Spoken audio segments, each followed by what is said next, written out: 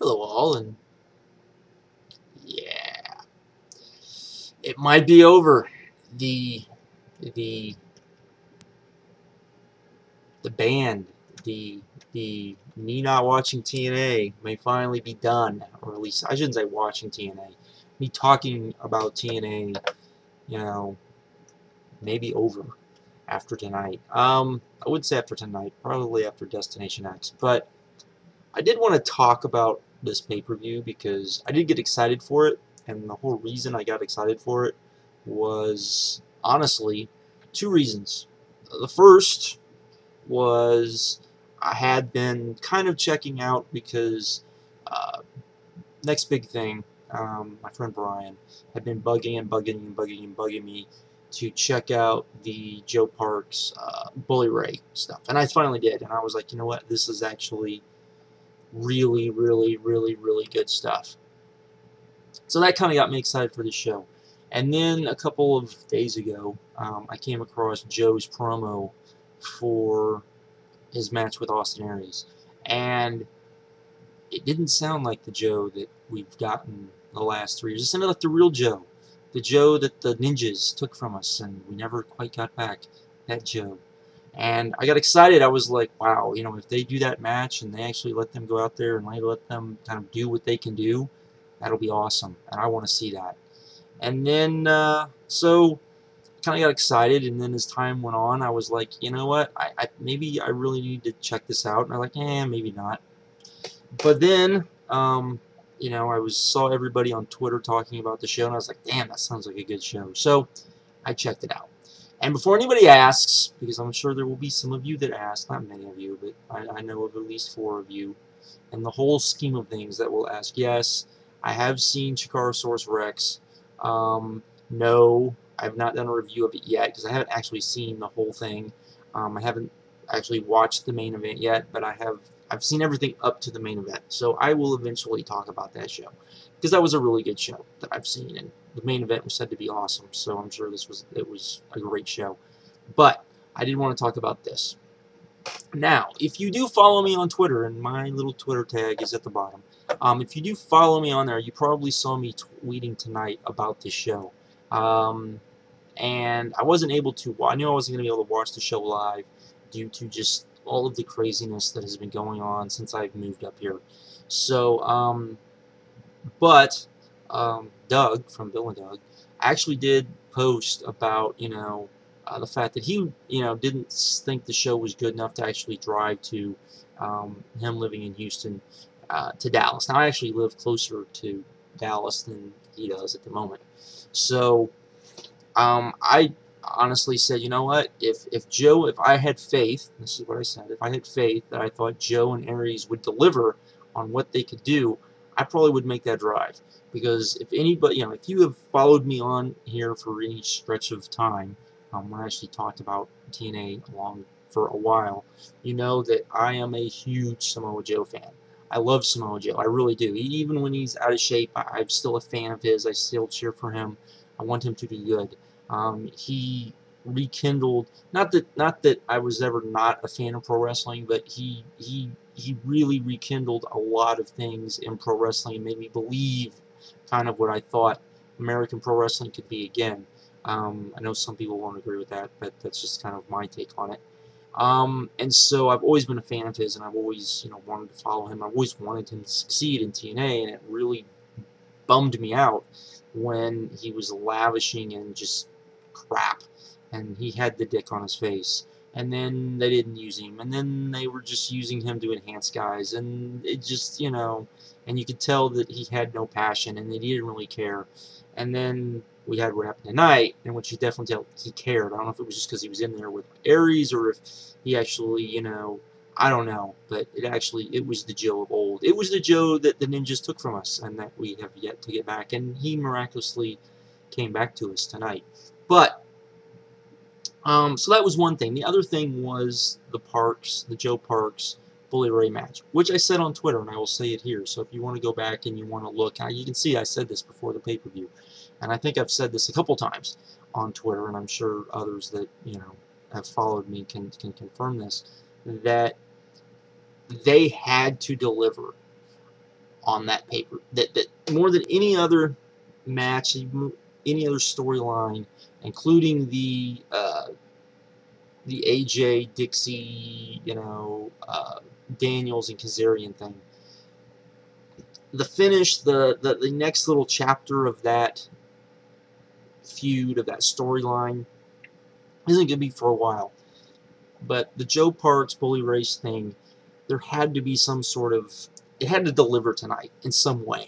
And if it didn't deliver well, if it came off bad, if it was just everything that TNA has always been, because they've had good storylines in the past, and then they've failed to deliver on them, or they've gotten people excited about things and they've failed to deliver on them time and time and time again. So in my opinion, that was the most important match on this show. Was it going to be the best? No. Was it going to be, would it be kind of, would the whole pay-per-view hinge on this as far as me enjoying it? Maybe, maybe not. But I did think that, or if anyone enjoying it, probably not.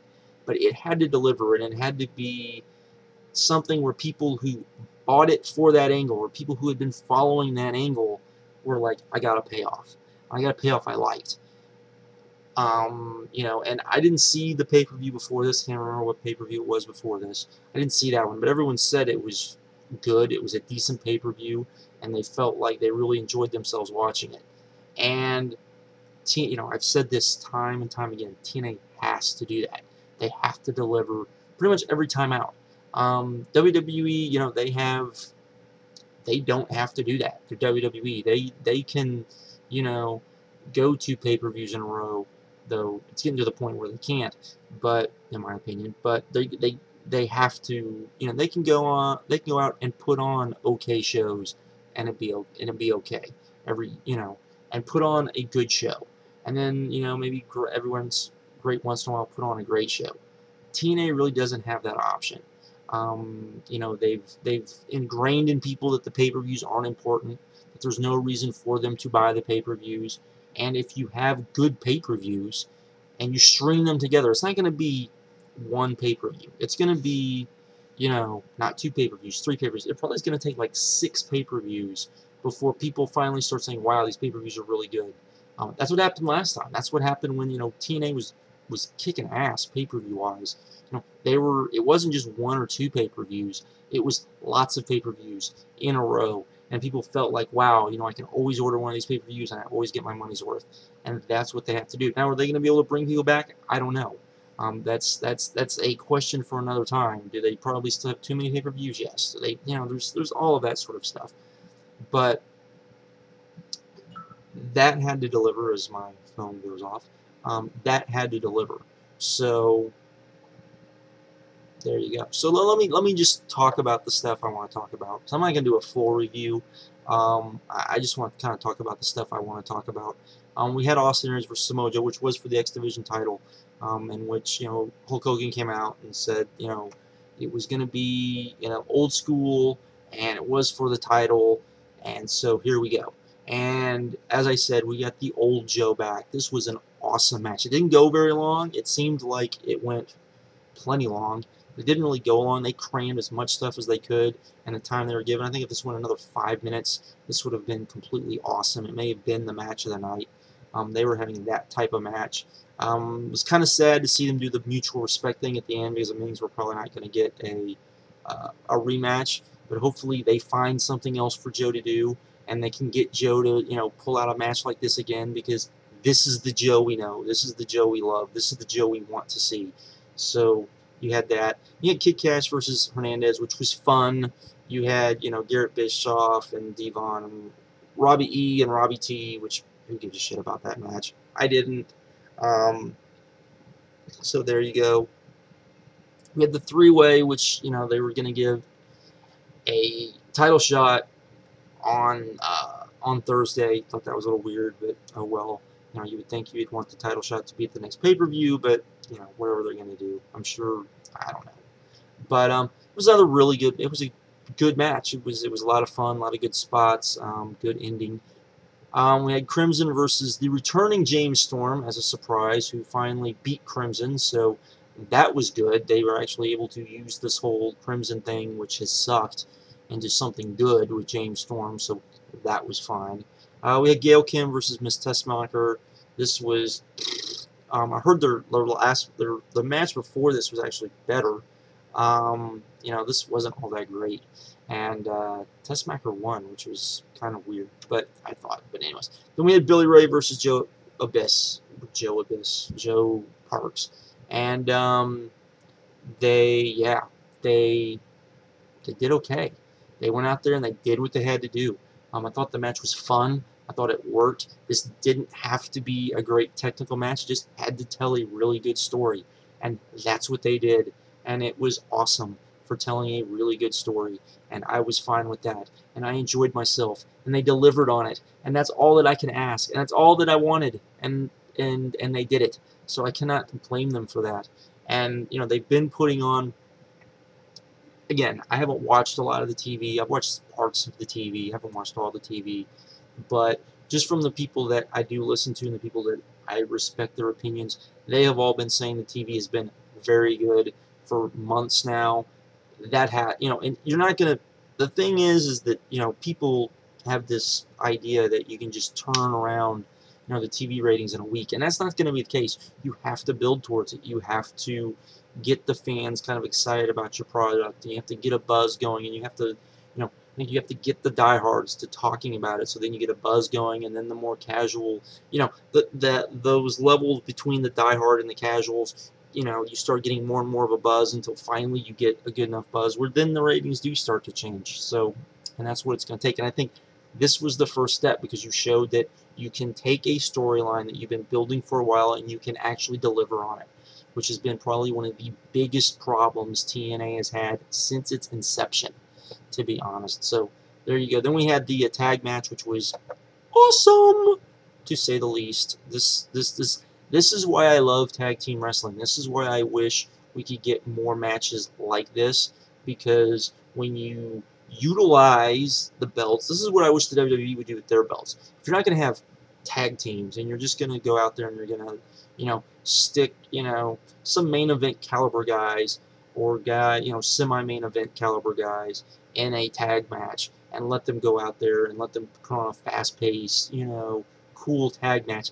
This is what you get, and I am fine with this. And I think this is a great way to put more guys on the on a match, on a pay-per-view, utilize them better, let them go out there, let them do their thing, and and actually, the tag belts, in TNA actually have always meant more than they ever have in WWE over the last who knows how long. So there you go. Then we got the main event. Main event was fine. I did have that fear that Sting might go over and it might blow all the goodwill that they've done for the pay-per-view. Didn't happen. It was okay. It was just kind of there.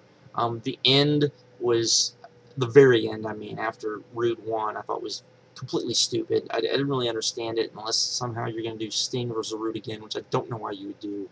Part of the deal is you have to start putting on main events that deliver, particularly now that you've got this kind of thing going with WWE, with you're sticking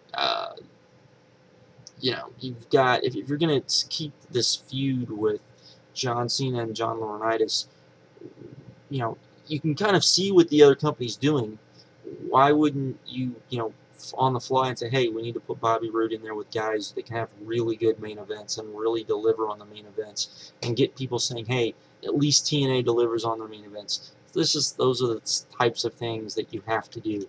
Again, there's some criticism there, and I understand that, but don't get me wrong, this was I would say a very good pay-per-view, a great pay-per-view, I would even say. I think there's enough on here. It was enjoyable enough. There was very little I would say was horrible.